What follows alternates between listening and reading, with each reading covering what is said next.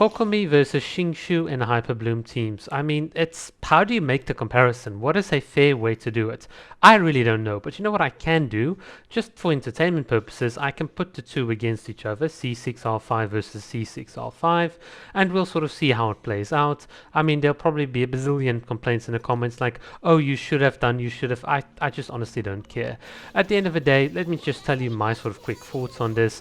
If you use Kokomi in your HyperBloom team, you free up your Xingqiu to sit with, let's say, Yelan in a double Hydra team on the other side for your single target focus. So that is with Yoimiya or let's say Hu Tao, where they can sort of benefit, or you could then use your Rider National on the other half. The point is you can very, very comfortably use both of these two characters in a HyperBloom team, but it does seem like a bit of a waste to sort of put Xingqiu here when you can have Kokomi that's got like significant like AoE Hydra application that gives you more than enough Dendro cores against multiple enemies and so on. And at the end of the day, it's just the logic is just very, very simple to me. Don't use Xingqiu, use him on your other team. But I mean, it all depends on your account and exactly how strong your account is, what your artifacts are, what type of teams you have available, etc, etc. And I mean, I think this is one of those things that's generally like really, really weird. A lot of people would be like, well, why use Kokomi when you can just use Unit X? You know, you can use Mona with Prototype Amber, for instance, is a very typical example that you hear from time to time. And the question is, well, why do I need Mona with Prototype Amber when I can just use Kokomi? The question itself is kind of redundant because you can always ask it from the other side, and it all depends on what it is that exactly what you're like trying to achieve here. Do you really want to go for maximum damage? Do you somehow need to have that 5% extra more damage for, I don't know, a bit of bragging rights or whatever? It really is silly in my opinion, because if you haven't sort of noticed it by now, Genshin Impact depends very much on not just what damage you're doing, but how your team and the characters that you have deal that damage. So on paper, something can perhaps do more damage, but in practice, depending on how the enemies are grouped up, depending on how easy it is for you to get that damage off and how consistently, results can vary by quite a big margin.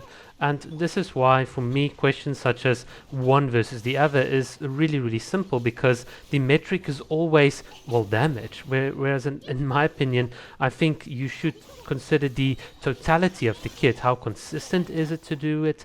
How smooth is it? How comfortable is it? What is it that you're really, really trying to achieve? If someone tells me, look, in this very specific team comp, in this very specific scenario, Xingqiu will always be better than Kokomi, then I won't argue. I mean, like, I'm not going to argue if there are mathematical and practical facts over the fact that the one is better in this scenario than the other, but to just sort of take that as the ultimate viewpoint and to say, aha, that's the ultimate gotcha, it really is kind of silly. I think a much more realistic approach is to say, look, these units all have separate strengths, they've all got separate utilities, and honestly, certain units do inherently have slightly more value for free-to-play comps. Other units have more value for, let's say, like whale comps. I think a good example here is Shenhe. Like a C6 Shenhe is just infinitely more valuable to a team, whereas in comparison to just a C0 Shenhe, where someone might be better off sort of getting a different unit on their teams, or like pulling for a different unit than a C0 Shenhe. But nonetheless, even though you might be better off with it, it's still not that much of a mistake for the person to pull for, let's say, their C0 Shenhe, because they might have an account or a bunch of teams that can actually fully utilize that character. And for me, this is the biggest thing about pulling for characters. How much of their full potential can I actually use, whether they're at C0 or whether they're at C6? And this is just sort of where I want to leave you with a couple of thoughts. I do not think it's worthwhile pulling for units that you cannot fully maximize at a given point in time, because you can always pick them up in a rerun. So I'll just sort of leave that cryptic message, and for those of you that know what I'm talking about, you know what I'm talking about. But yeah, that's it for the showdown.